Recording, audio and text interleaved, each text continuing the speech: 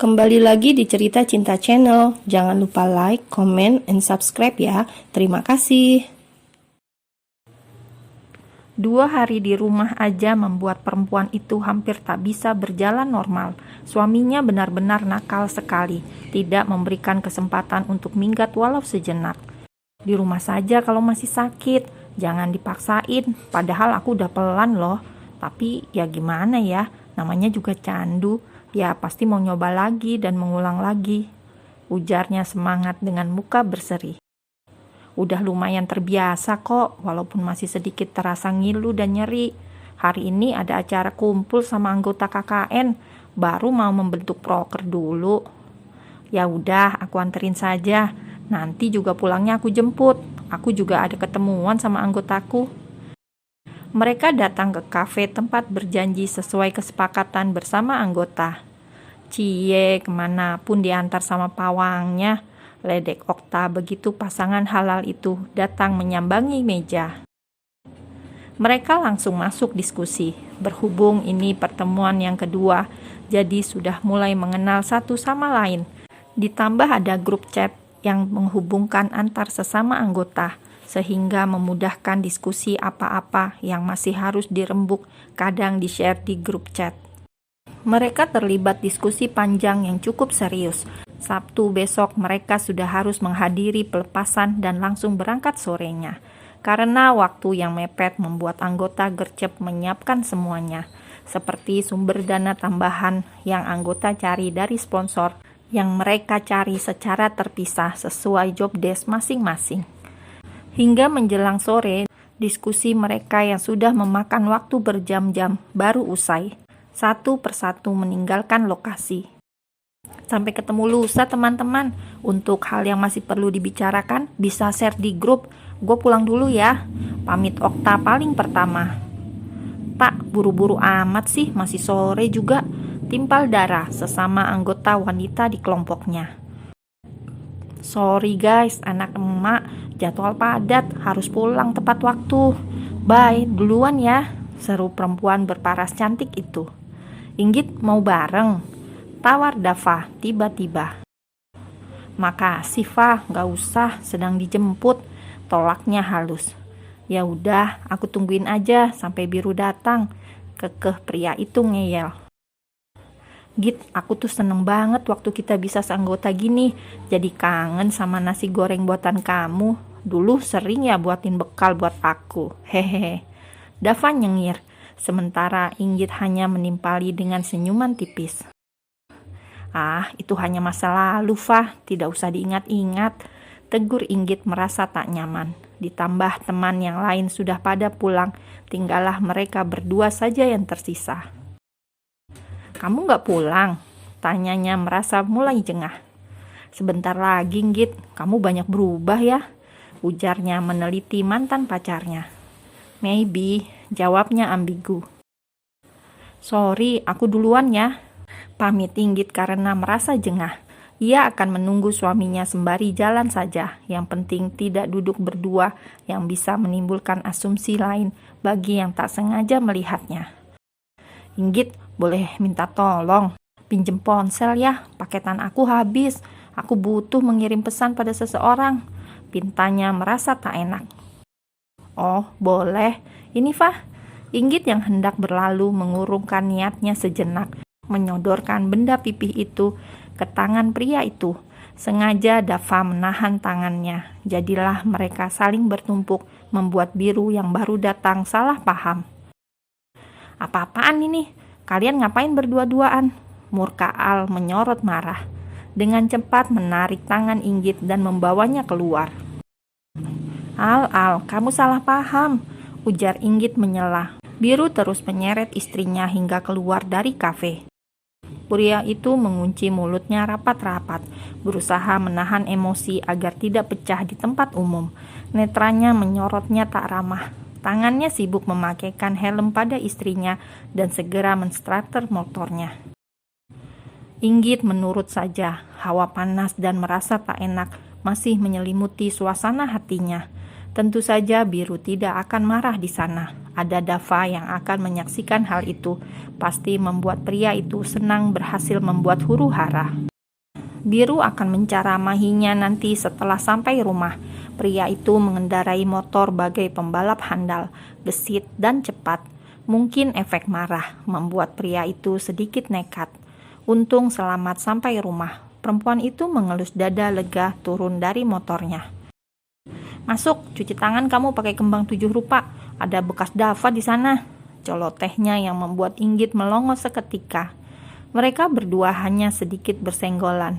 Itu pun menurut Inggit tidak disengaja. Kita nggak seperti apa yang kamu pikirkan, Al. Tadi tuh Dava mau pinjem handphone. Jelasnya mencoba mencari pembelaan. Oh ya? Kamu baru ketemu di kafe loh itu. Apa kabar nanti kalau seatap hampir 2 bulan? Kok aku nggak yakin itu akan kebetulan? Itu alibinya dia, Inggit. Modus, kamu paham gak sih? Tukasnya kesal. Mereka baru saja masuk rumah. Biru langsung menyerangnya. Astagfirullahaladzim, kamu kok mikirnya gitu? Aku tahu batasan, jawab Inggit ikut terpancing emosinya. Batasan apa? Diam saja saat pria lain menyentuh tanganmu. Sanggahnya jengkel, merasa kecolongan di situasi yang paling tak menentu. Enggak, Al, itu penglihatanmu yang keliru. Kamu salah paham. Jelas Inggit benar-benar kesal. Kamu gak usah ikut aja. Mengulang 1 tahun gak apa-apa. Daripada endingnya kita bubaran, aku gak mau. Kok gitu? Gak mau? Ini gak adil banget buat aku. Aku gak mau. Aku mau lulus tahun ini. Bahkan aku mau ambil skripsi semester 7. Rumah tangga kita bisa hancur kalau KKN kamu diterusin. Ada bahaya menyerang dari dalam. Kamu tahu gak sih aku khawatir? Enggak, kamu terlalu, Al. Pokoknya aku gak mau. Aku udah gak ada hubungan apapun sama Dava. Gak ada perasaan apapun sama dia. Kenapa kamu jadi seposesif ini sih? Keluhnya merasa kesal. Aku khawatir, Inggit. Aku hanya seorang suami yang takut istrinya ketikung orang lain. Maksudnya? Kamu terlalu parno, sama saja tidak percaya dengan pasanganmu sendiri. Bagaimana aku bisa tenang kalau di luar sana banyak pria yang menginginkanmu? Dava itu cuma mantan, Mas Biru sayang. Inggit mencoba menenangkan. Panggil apa? Terdengar menggelikan namun Biru suka. Merasa dihormati dengan panggilan itu. Gak ada, udah ketilep napas. Sana capek. Inggit gantian yang pura-pura merajuk. Inggit, kamu bikin aku resah. Rengeknya mengekor istrinya ke kamar. Kamu lebih bikin aku gundah. Tenangin diri kamu dulu, Al. Aku capek kalau harus berantem. Emang belum cukup masalah kemarin. Aku tidak mau rumah tangga kita cekcok gara-gara tuduhan yang tidak jelas. Tapi tadi tangan kamu tuh dipegang Dava. Sini-sini kalau masih sayang banget buat dilap, biar aku yang bersihin. Biru mengambil hand sanitizer dan menyemprotnya berkali-kali, seakan banyak kuman di sana. Jangan pernah dekat-dekat, tidak usah bertegur sapa, dan buat laporan setiap hari kegiatan kamu di lokasi nantinya. Aku tidak ingin kita berakhir seperti kisah tragis lainnya.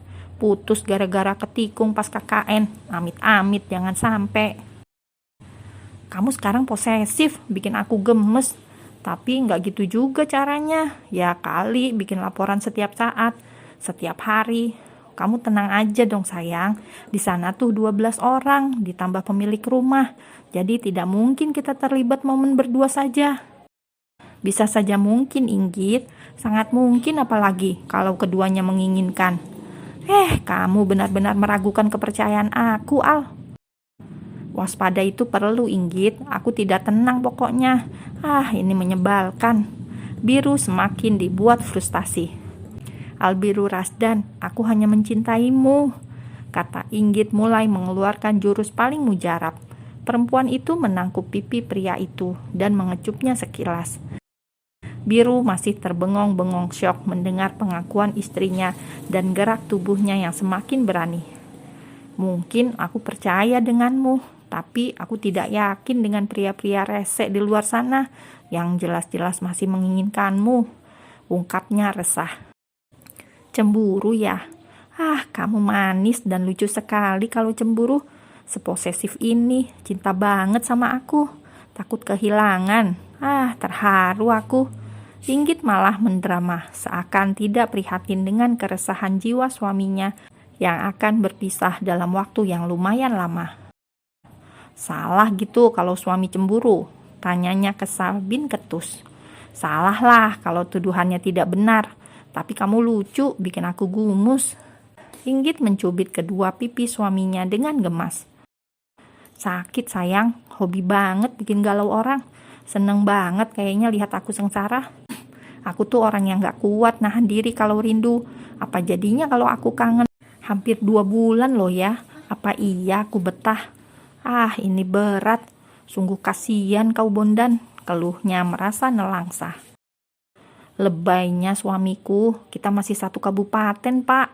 Bisa ketemu seminggu sekali di akhir pekan.